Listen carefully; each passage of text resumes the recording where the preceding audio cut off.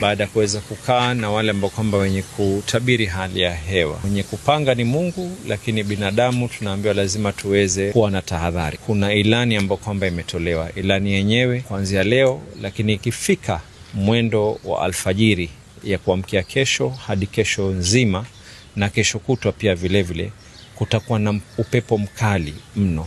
Upepo ambao kwamba spidi yake itakuwa ni spidi ya noti 25. Mawimbi yatakuwa ni mawimbi ambayo yatafika urefu wa mita 2.5.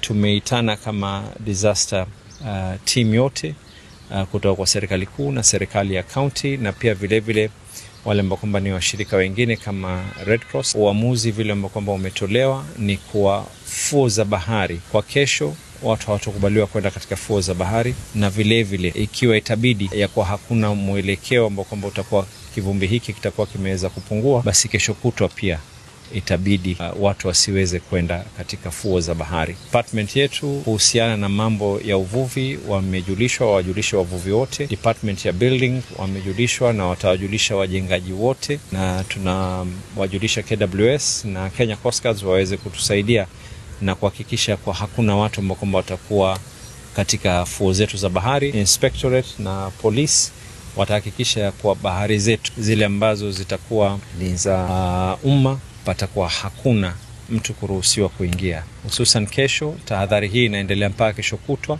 lakini ikiwa tutaona ya kwa hakuna mwelekeo mwema kwa haya mambo kuweza kutulia, itakuwa hatuna budi isipokuwa kuweza kuendeleza watu kutoingia kesho pia vile. Zile feri ambazo kwamba zitatumika ni zile feri ambazo kwamba zenye kuweza kuhimili. Feri kuanza kupoteza njia huwa ni pale engine ikiwa haina nguvu ya kutosha. Lakini zaidi maboti yale ambayo kwamba yatakuwa ni madogo, vihori, yote haya uwezekano wa kuweza kupinduka katika bahari ni mkubwa mno.